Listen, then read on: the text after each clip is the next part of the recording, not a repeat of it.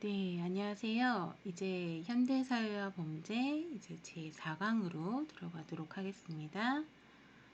자, 우리 이제 그 실증주의에 이제 이어서 이제 생물학적 범죄 원인론으로 들어가겠는데요. 자, 이거는 이제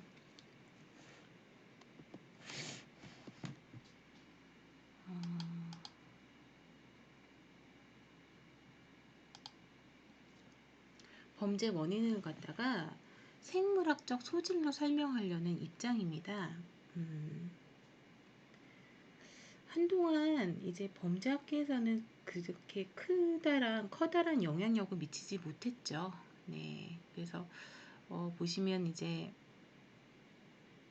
그 개인의 신체적 결함이나 기능 이상에 주목을 한 입장입니다. 자, 이제 범죄학 원인론을 크게 보자면 의사 결정론과 의사 비결정론적 입장으로 크게 나눌 수가 있는데요. 의사 결정론적 입장은 크게 보면 이제 실증주의가 들어갈 수 있겠죠. 그리고 생물학적 범죄 원인론이 가장 그 중에서도 대표적인 입장이라고 볼 수 있겠습니다. 근데 의사 비결정론은 그 중에서 가장 대표적인 이론이 가장 전형적인 것이 이제 고전주의 이론이죠. 의사 결정론이라는 것은 사람의 행동의 방향은 미리 예측할 수 있다. 가장 대표적인 게 이제 생물학적 요인들이 정해져 있다면 사람 행동의 방향을 미리 예측할 수 있다라는 입장이고요. 사람 행동의 방향은 사람은 누구나 자유의지를 가지고 있기 때문에 행동의 방향을 겉모습이나 생물학적 요인들만 가지고는 예측할 수 없다라고 보는 고전주의는 전형적인 의사 비결정론적 입장이라고 볼 수 있겠습니다. 따라서 이 생물학적 원인론은 과학적 범죄학의 발전에 초석을 제공한 그런 의미는 있습니다. 그런데 이제 여러분 뒤에 보시겠지만 20세기 이후에 처음 나타난 초기 생물학적 범죄 원인론 같은 경우에는 단순 통계 비교를 방법론적으로 한 방법론적 정교함이 굉장히 떨어지는 방법들이 많습니다. 과학적 정교함이 결여가 되어 있는 것들이 많기 때문에 현대에 와서는 이러한 방법론을 쓰지 않습니다.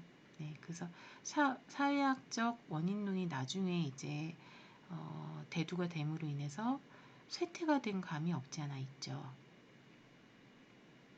그래 있다가 이제 최근 20세기 후반 이후가 아니라 이후에 사회생물학적 혹은 생물사회 이론으로 다시 발전이 되면서 다시 이제 힘을 받고 있습니다. 그리고 생물학적 범죄 원인론은 다윈의 진화 이론에 그 바탕을 두고 있습니다. 우리 그때 지난 시간에 봤던 그 농부르조의 격세 유전 이론이라든지 뭐 그런 것들도 다 이제 초기의 생물학적 범죄 원인론이라고 볼 수 있겠죠. 네, 그다음에 이제 뒤에 우리가 볼 뭐 유전 이론이라든지 체형 이론이라든지 이런 것들도 다 이제 그 진화 이론의 근거를 둔 이론이라고 보시면 되겠고요. 그리고 생물학적 범죄 이론에는 이제 뭐 여러 가지 이제 가정과 명제들이 나타나게 되죠.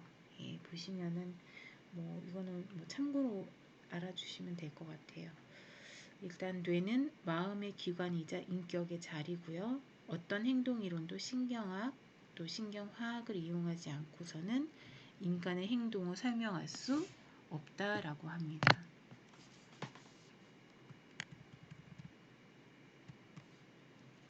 그 다음에 범죄적인 행동을 포함해서 인간의 행동을 결정짓는 것은 실증적이거나 유전적인 바탕에서 고려해야 되고요.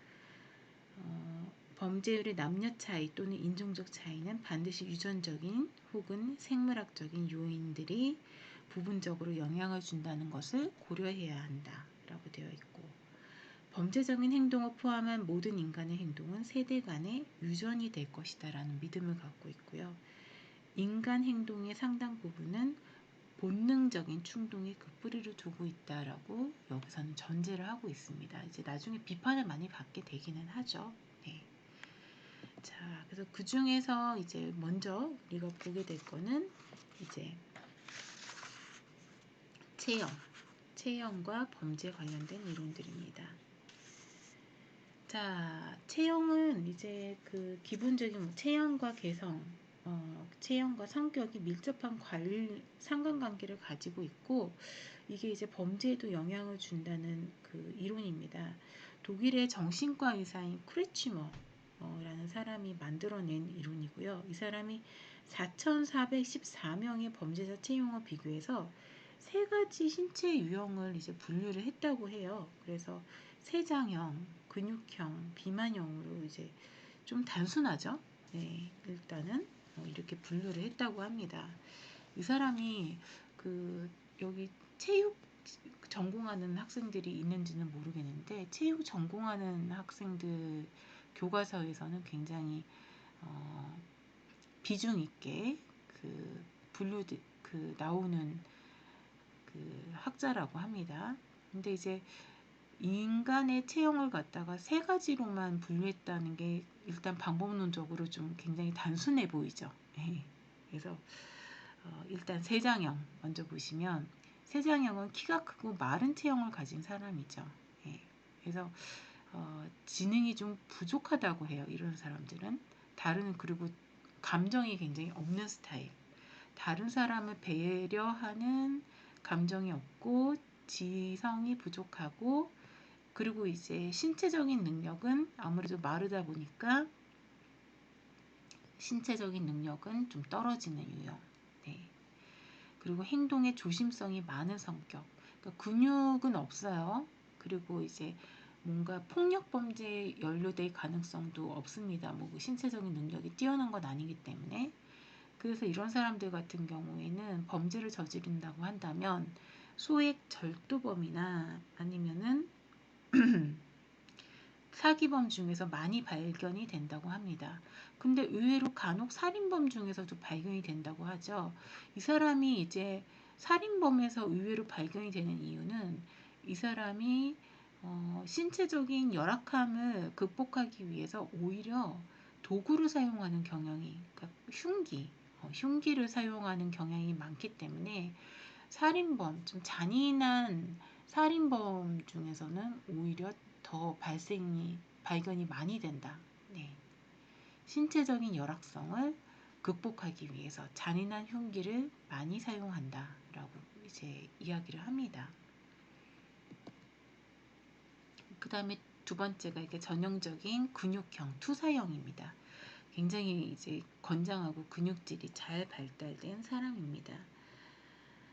자, 굉장히 보통의 잔혹한 공격성과 이제 다혈질이죠. 격렬한 폭발성의 성격을 소유한 사람입니다.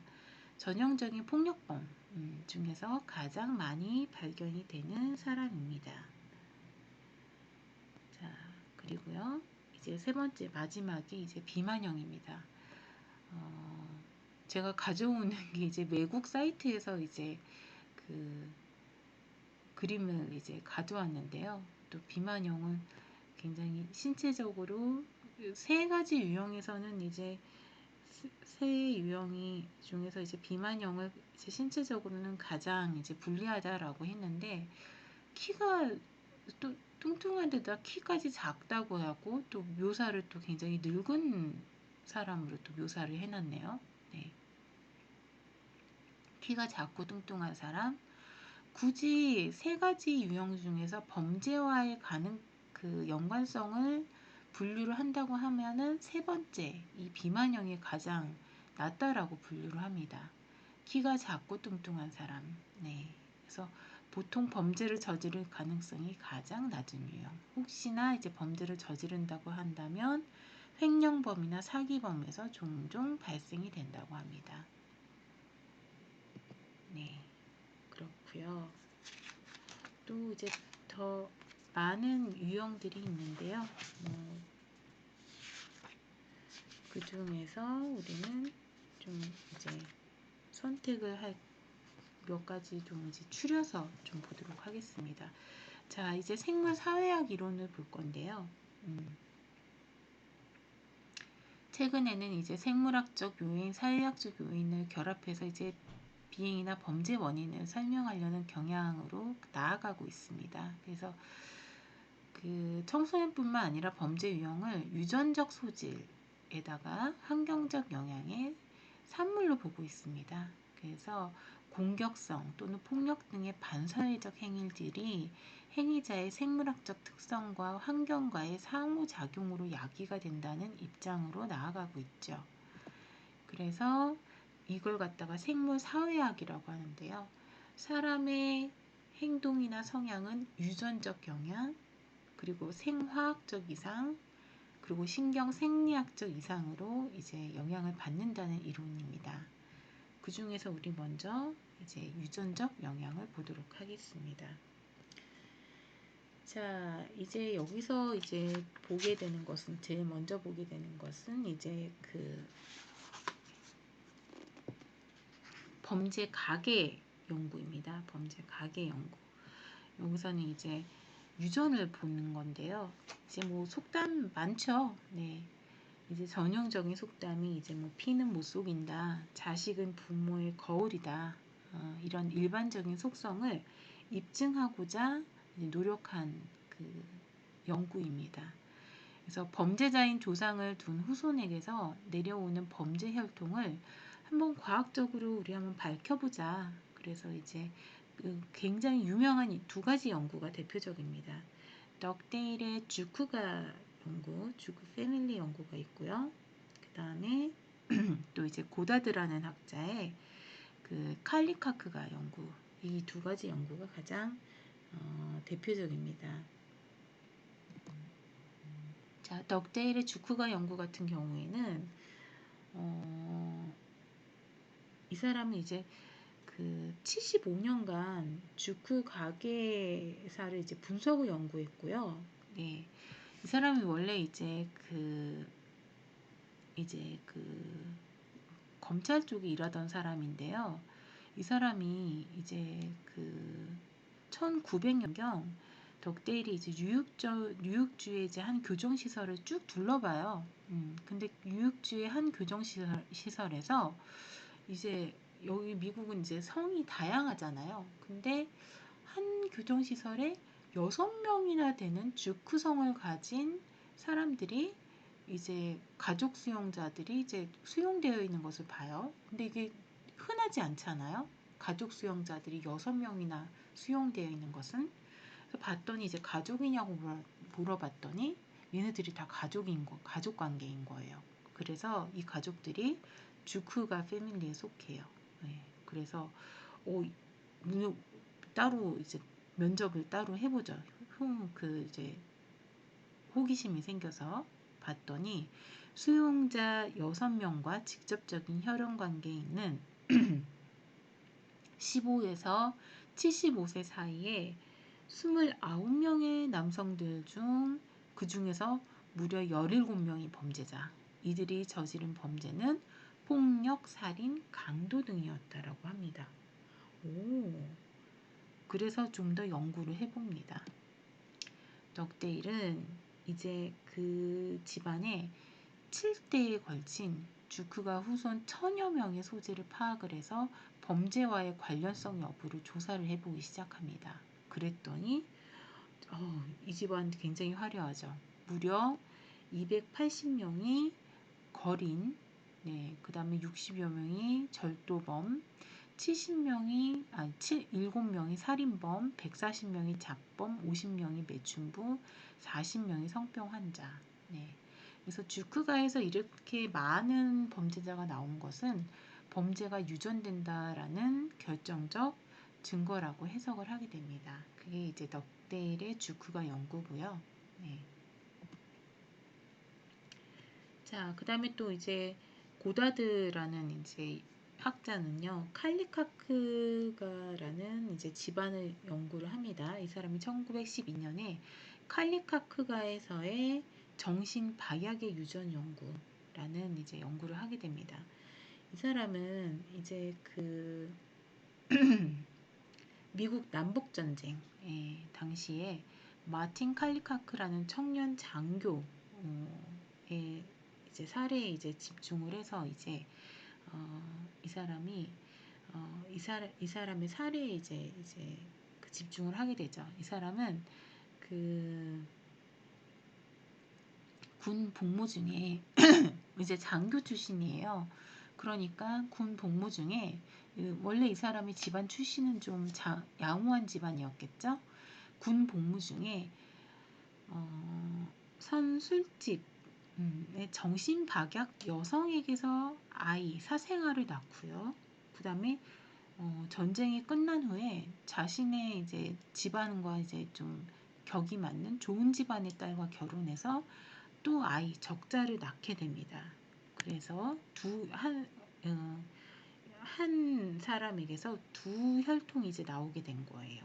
네. 그래서 이제 사생아 혈통 480명 중 그 중에서 무려 143명이 정신박약, 그 다음에 33명이 이제 성불구자, 24명이 알코올 중독자, 8명이 이제 매춘부, 간질병 및 범죄자가 각각 3명씩. 네. 그 다음에 적자 혈통 469명 중에서는 2명의 알코올자와 1명의 성불구자 이외에는 모두 의사 혹은 법률가, 학자, 실업가, 지주, 군인 등으로 정신박약의 유전적 결함이 없었다고 합니다. 예, 그래서 이 연구 결과 고다드가 이러한 정신박약은 유전이 된다. 예, 라고 이제 범죄성은 유전과 깊은 연관성이 있다라는 그 결론을 내리게 됩니다.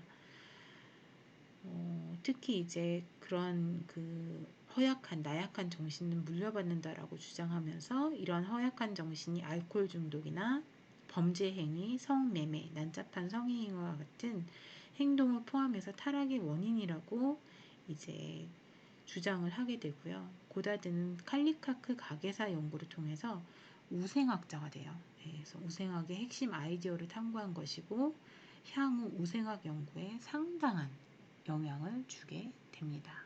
네. 이제 이것이 이제 우생학의 기초 연구가 된 사례라고 볼 수가 있겠죠. 자, 그 다음에 이제 쌍생아 연구가 나오는데요. 이게 쌍생아라는 표현이요. 원래는 이게 쌍둥이 연구거든요.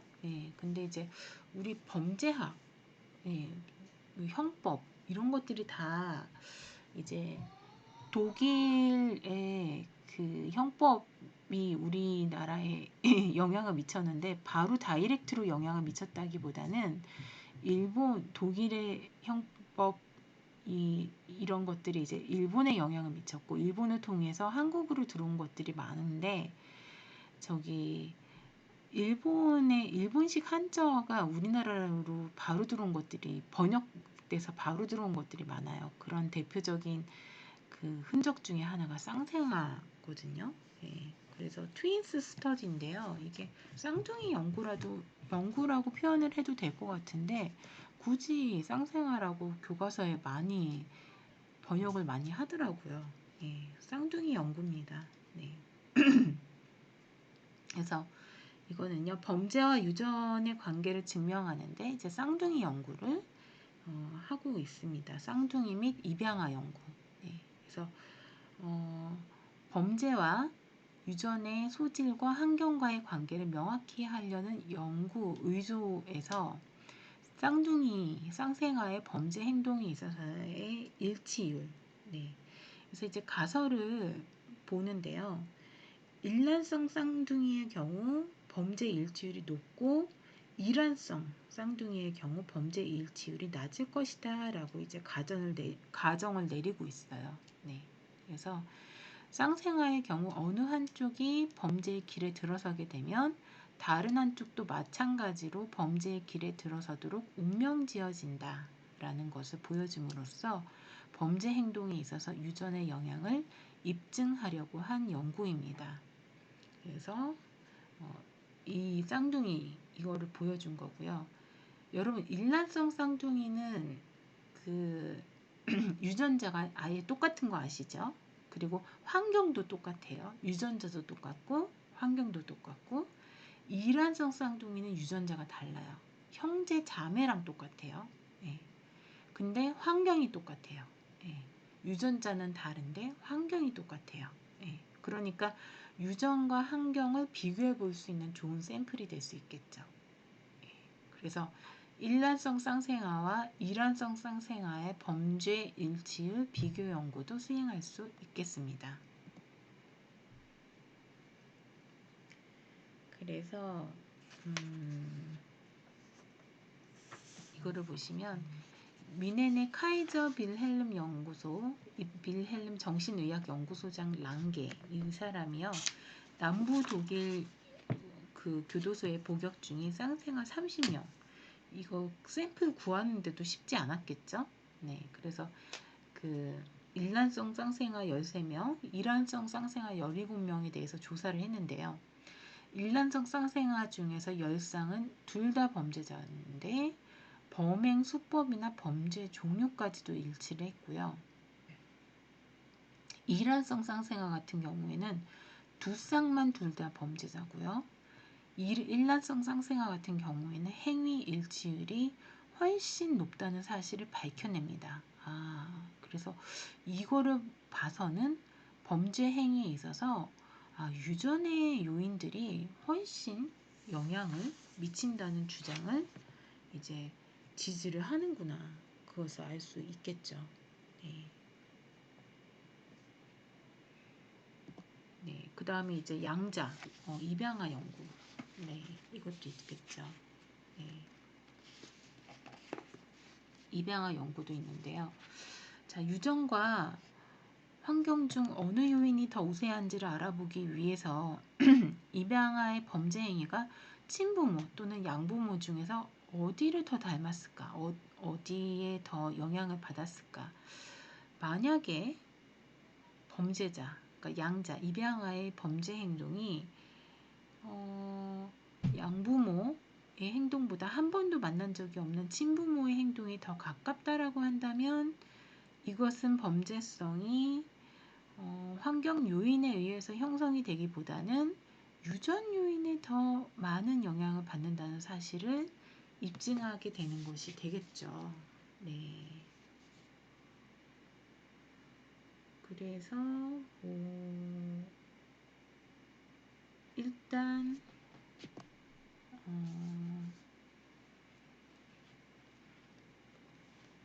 허칭스와 매드닉 이건 이제 1977년에 있었던 연구인데요. 이제 미국에서 있었던 연구 결과죠. 유죄 판결을 받은 입양아 표본을 조사한 결과 양부들 중에 13%가 범죄 경력자인 반면에 친부들 중에 31%가 범죄 경력자. 한 3배는 안 되고 2.6, 7배 그 정도가 좀 더 강력하게 작용을 하고 있네요. 그 다음에 통제 집단의 친부들 중 11%가 범죄 경력이 있네요. 예, 일반 청소년들 중에서 꽤 높네요. 그 다음에 입양아의 생물학적 친부가 일반 청소년의 친부에 비해서 훨씬 더 범죄자의 가능성이 높게 나타났습니다. 입양아들은 입양 가정의 사회적, 환경적 조건들에도 불구하고 생물학적, 부모의 행동적, 지능적 특성들을 많이 닮은 것으로 나타났다고 합니다. 자, 그래서 이 양자 입양아 연구 같은 결과도 보시면 생부가 범죄자였던 입양아가 그렇지 않은 경우보다 더 범죄 성향이 높고 특히나 양부와 생부와 모두가 이제 범죄자인 경우에는 범죄율이 매우 높다는 결과를 보였다고 합니다. 특히 이제 우울증, 범죄 행위, 네, 그 다음에 교육 수준, 약물 사용 등은 부모가 가지는 특성을 유전적으로 전달된다는 증거들이 다양한 연구를 통해서 밝혀졌다고 합니다. 네.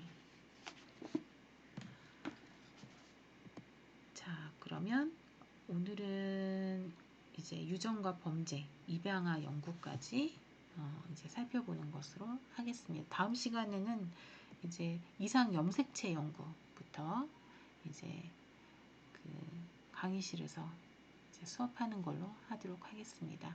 자, 여러분 오늘도 고생 많이 하셨습니다. 네, 감사합니다.